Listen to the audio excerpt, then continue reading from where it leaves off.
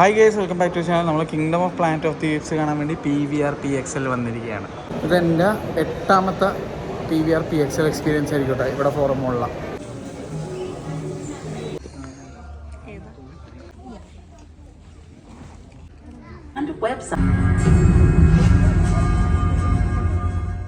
നല്ല വിശപ്പുണ്ടായതുകൊണ്ട് peri peri ഫ്രൈസും ചിക്കൻ ടിക്ക ലോഡഡ് ഫ്രൈസും ഓർഡർ ചെയ്തിട്ടുണ്ടായിരുന്നു. സംഭവം നല്ല ടേസ്റ്റ് ഉണ്ടായിരുന്നു.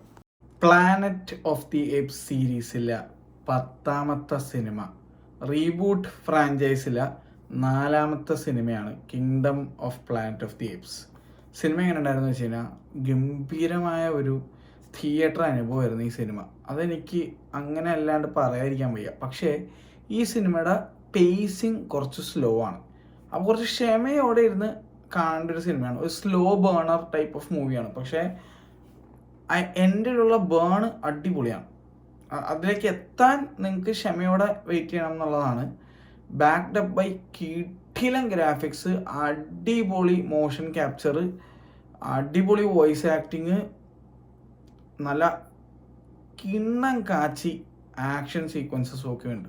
എല്ലാം ഉണ്ട്, എല്ലാം കൊണ്ട് അടിപൊളിയാണ്. പക്ഷേ ഇതൊരു സ്ലോ ബേണറാണ്. ആ സ്ലോ ബേണിങ് നിങ്ങൾക്ക് ആക്സെപ്റ്റ് ചെയ്യാൻ പറ്റുമെന്നുണ്ടെങ്കിൽ ഇതൊരു അടിപൊളി തിയേറ്റർ വാച്ച് ആയിരിക്കും. ഈ ഒരു സീരീസിന് വലിയൊരു ഫാൻ ബേസ് ഉണ്ട്. അത് ഇന്നത്തെ തിയേറ്ററിലെ രാത്രിത്തെ ഷോയിൻ്റെ ആൾക്കാരുടെ എണ്ണം കണ്ടാൽ തന്നെ മനസ്സിലാവും. പൊതുവേ ഇംഗ്ലീഷ് സിനിമകൾക്ക് കൊച്ചിയിൽ അല്ലെങ്കിൽ കേരളത്തിൽ തിയേറ്ററിൽ ആൾ കൂടണമെങ്കിൽ അതിന് നല്ലൊരു ഫാൻ ബേസ് ഉണ്ടായിരിക്കണം. അല്ലെങ്കിൽ ഇതുപോലെ നിറഞ്ഞു കവിഞ്ഞ് സീറ്റിലൊന്നും ആൾക്കാർ വന്നിരിക്കില്ല. ഇംഗ്ലീഷ് പടത്തിൽ മാർവൽ, DC അല്ലാത്ത സിനിമകൾ ഫ്രാഞ്ചൈസി ഫാൻസ് ആയിട്ടുള്ള ആൾക്കാർ വന്ന് കാണുമ്പോഴാണ് തിയേറ്ററിൽ നിന്ന് നിറഞ്ഞിരിക്കുന്നത്. അതും PXL പോലെ 300ഓളം സീറ്റുള്ള ഒരു തിയേറ്റർ ഏകദേശം മുഴുവത്താടെ നിറഞ്ഞിരിക്കുക എന്ന് പറയുമ്പോൾ നിങ്ങൾക്ക് അറിയാലോ ഇതിൻ്റെ ഒരു ഫാൻ ബേസ് എന്തായിരിക്കും എന്നുള്ളത്. പക്ഷെ ഞാൻ കട്ടക്ക് മിസ് ചെയ്ത ഒരു ക്യാരക്ടറുണ്ട് ഈ സിനിമയിൽ, സീസർ. ചെറിയ രീതിയിൽ കാണിക്കും, ഞാൻ ഒന്നും പറയുന്നില്ല. ആൻഡി സർക്കീസ് എന്നുള്ളൊരു മഹാനടനാണ്. അതിൻ്റെ വോയിസ് ഓവർ, മോഷൻ ക്യാപ്ചറൊക്കെ പുള്ളിയാണ് ചെയ്ത് വെച്ചത്. പുള്ളിക്ക് ഒരുപാട് അവാർഡുകൾ അതിന് കിട്ടിയിട്ടുണ്ടായിരുന്നു. അതുകൂടാണ്ട് ലോർഡ് ഓഫ് ദ റിങ്സിലെ ഗോളം അദ്ദേഹമാണ് ചെയ്തിരിക്കുന്നത്. മാർവലിൽ അപ്പിയർ ചെയ്തിട്ടുണ്ട് പുള്ളി. അപ്പോൾ ഇതൊക്കെ കൂടാണ്ട് മൗഗ്ലി എന്നുള്ള സിനിമ ഡയറക്റ്റ് ചെയ്തിട്ടുണ്ട്. അതിനകത്തും പുള്ളി മോഷൻ ക്യാപ്ചർ ഒരു റോൾ ചെയ്തിട്ടുണ്ട്. പുള്ളി ഒരു ഗംഭീര ഒരു സംഭവ നടനാണ്. പക്ഷേ അൺഫോർച്ചുനേറ്റ്ലി ഈ സിനിമയ്ക്ക് പുള്ളി അക്കോമഡേറ്റ് ചെയ്യാൻ പറ്റാത്തൊരവസ്ഥയാണ്. കഥ അങ്ങനെ പോകുന്നത് അതാണ്. അപ്പോൾ this is direct continuation of the third movie. അപ്പോൾ ആദ്യത്തെ 3 മൂവികൾ കണ്ടാലേ ഈ മൂവി പൂർണ്ണമായിട്ട് എൻജോയ് ചെയ്യാൻ പറ്റുള്ളൂ. പല കാര്യങ്ങളും നിങ്ങൾക്ക് കണക്റ്റ് ആവുള്ളൂ, മനസ്സിലാവുകയുള്ളൂ.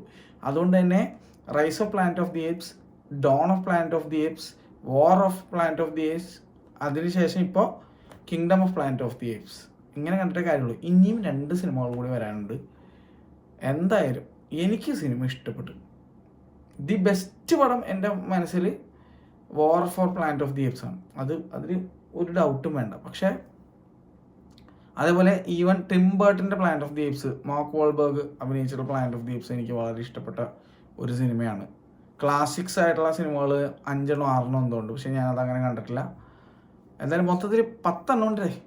അതിനകത്ത് നിങ്ങൾക്ക് കാണാൻ പറ്റിയ ഒരു കിടിലൻ സാധനമാണിത്. എല്ലാം കൊണ്ടും ഈവൻ സ്കോറിങ് ആയിക്കോട്ടെ, background music, sound design, world building, എല്ലാത്തിലും അടിപൊളിയാണ്. കുറേ സ്ഥലങ്ങളിൽ നമുക്ക് ഗെയിമൊക്കെ ആസ്വദിക്കുന്നവരാണെങ്കിൽ നിങ്ങൾക്ക് ലാസ്റ്റ് ഓഫ് അസ് ഫീൽ ചെയ്യും. ഒരു മൂവി ലവറാണെങ്കിൽ നിങ്ങൾക്ക് ഐ ആം ലെജൻഡ് ഫീൽ ചെയ്യും. ഇത് പോസ്റ്റ് അപ്പോക്കലിപ്റ്റിക് ഒരു സാധനമാണ്. അതുകൊണ്ട് തന്നെ അത് ഒരു പച്ചപ്പുള്ള ഒരു ഫീലാണ്. അത് മൊത്തത്തിൽ കാട് പിടിച്ചെടുക്കുന്ന ലോകമാണ് കാണിക്കുന്നത്. അല്ലാതെ മറ്റേ സോംബി പടങ്ങളിലോ മറ്റേ വർഷങ്ങളൊക്കെ കാണുന്ന പോലെയുള്ള ആ ഒരു ടെറൈനല്ല. ഇത് വേറെ രീതിയിലാണ്. നല്ല കാട്, വന്യമേഖല രീതിയിൽ വേൾഡ് മാറിയിരിക്കുന്നത്. സിറ്റീസൊക്കെ മൊത്തം കാടായി മാറിയിരിക്കുന്ന ഒരു അവസ്ഥയാണ് കാണിക്കുന്നത്.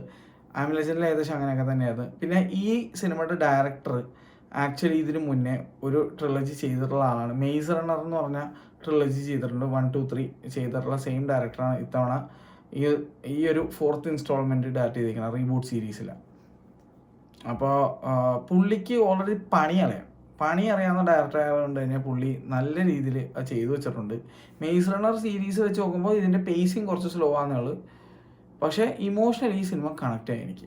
ഇതിലെ ക്യാരക്ടേഴ്സിന് റൂട്ട് ചെയ്യാൻ തോന്നി. ഇതിനകത്ത് റാക്ക എന്ന് പറഞ്ഞ ക്യാരക്ടറുണ്ട്. ഉഫ്, എനിക്ക് ഭയങ്കര ഇഷ്ടപ്പെട്ട ആ ക്യാരക്ടറിനെ. അടിപൊളിയായിട്ടുണ്ടായിരുന്നു.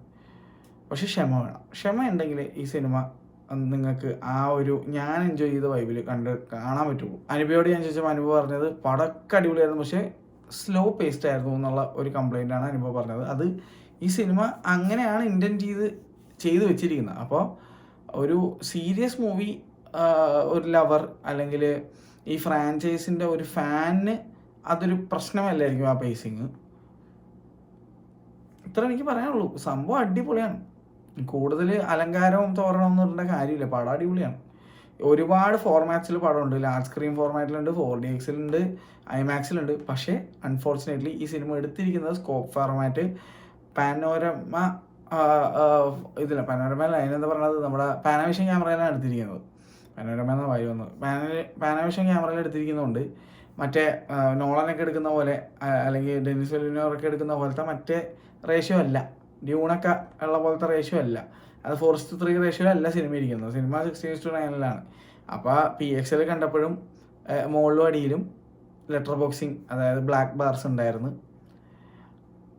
അപ്പോൾ അതൊരു ഭയങ്കര സങ്കടമായിരുന്നു. ഇത് ഇങ്ങനത്തെ സിനിമകൾ നിറഞ്ഞിരുന്ന് കാണാൻ ഭയങ്കരമായിട്ട് ആഗ്രഹിക്കും. ഈവൻ ഐമാക്സിൽ പോയി കണ്ടവർക്കും ബ്രോഡ്വേ ഐമാക്സിലും മുകളിലും അടിയിലും ലെറ്റർ ബോക്സിങ് ഉണ്ടായിരുന്നു. അപ്പോൾ ഈ സിനിമ മറ്റേ ഫോർമാറ്റ് ഇല്ല.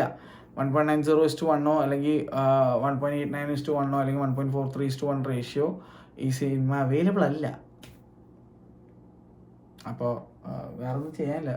4DX ഇഷ്ടമുള്ള ആൾക്കാരാണെങ്കിൽ പോയി കണ്ടു നോക്കുക. കാരണം ഇതിനകത്ത് 4DX അനുയോജ്യമായ രീതിയിലെ കുറച്ച് സീനുകൾ ഒരുപാടുണ്ട്. അപ്പോൾ 4DX ചിലപ്പോൾ നിങ്ങൾ എൻജോയ് ചെയ്യുന്നവരാണെങ്കിൽ എൻജോയബിൾ ആയിരിക്കാം. പക്ഷേ I prefer IMAX or ScreenX over 4DX any day. സ്ക്രീനെക്സിലും ഉണ്ട് പടം. അൺഫോർച്ചുനേറ്റ്ലി സ്ക്രീനെക്സ് നമ്മുടെ ഇവിടെ ഇല്ല. ഒന്നെങ്കിൽ നിങ്ങൾ ബാംഗ്ലൂരോ അല്ലെങ്കിൽ കൊൽക്കത്തയോ അല്ലെങ്കിൽ മുംബൈയോ പോകണം, അല്ലാതെ സ്ക്രീനെക്സിൽ കാണാൻ പറ്റില്ല. എന്തായാലും പിന്നെ ഇതിനകത്ത് മേവ് എന്ന് പറഞ്ഞൊരു പുതിയ ക്യാരക്ടറും കൂടി ഉണ്ട്. നമ്മുടെ വിച്ചറിലൊക്കെ അഭിനയിച്ചേക്കണ പുള്ളിക്കാരിയാണ് അത് ചെയ്തിരിക്കുന്നത്. നീറ്റായിട്ട് വൃത്തിയായിട്ട് ചെയ്തിട്ടുണ്ട്. ഒരു വെറുപ്പിക്കലും ഇല്ല. ഡീസൻറ്റ്, നീറ്റ്, ക്ലീൻ, നീതി പുലർത്തിയിട്ടുണ്ട് ആ ക്യാരക്ടറിനോട്. എന്തായാലും നല്ലൊരു വാച്ചായിരുന്നു. എന്നെ സംബന്ധിച്ച് PXL പോയി സിനിമ കണ്ടപ്പോൾ ഐ റിയലി എൻജോയ്ഡ് ഇറ്റ്. ക്ഷമ കാണിക്കണമെന്ന് മാത്രമേ എനിക്ക് പറയാനുള്ളൂ. ഇത്രേ ഉള്ളൂ. നല്ല പടം. അനുവയ്ക്കും ഇഷ്ടമായി. പക്ഷേ അനുവയ്ക്ക് ഞാൻ പറഞ്ഞില്ലേ ആ പേസിങ്. സോ ഈ മൂവിയുടെ pacing might not be everybody's cup of tea, പക്ഷേ it is thoroughly an enjoyable movie. അത് ഞാൻ പറയാം. ഇന്ന് ഇറങ്ങിയേക്കണ ഓൾമോസ്റ്റ് എല്ലാ സിനിമകളും ആദ്യത്തെ ശ്രീകാന്ത് എന്നുള്ള സിനിമയായിരുന്നു. രാജ്കുമാർ റാവു, ജ്യോതിക, ശരത് കൽക്കറൊക്കെ അടിപൊളിയായിട്ട് പെർഫോം ചെയ്ത പടം. അതിൻ്റെ അഭിപ്രായം ടർൺ ചെയ്യാൻ. പിന്നെ ഞാൻ കണ്ടത് മാരിവില്ലിൻ ഗോപുരങ്ങൾ എന്നുള്ള സിനിമയാണ്. അതിനുശേഷം ഇതും കണ്ടു. നാളെ പറ്റിയ കവിൻ്റെ ഒരു സിനിമ ഇറങ്ങിയിട്ടുണ്ട്. ആ സിനിമ എനിക്ക് കാണണമെന്ന് ആഗ്രഹമുണ്ട്. പറ്റിയ ഞാൻ കാണാം, എൻ്റെ അഭിപ്രായം ഇടാം. എനിവേസ് ഇത്രയേ ഉള്ളൂ. നാളെ നമുക്ക് വേറെ വീഡിയോ ആയിട്ട് കാണാം. Bye bye.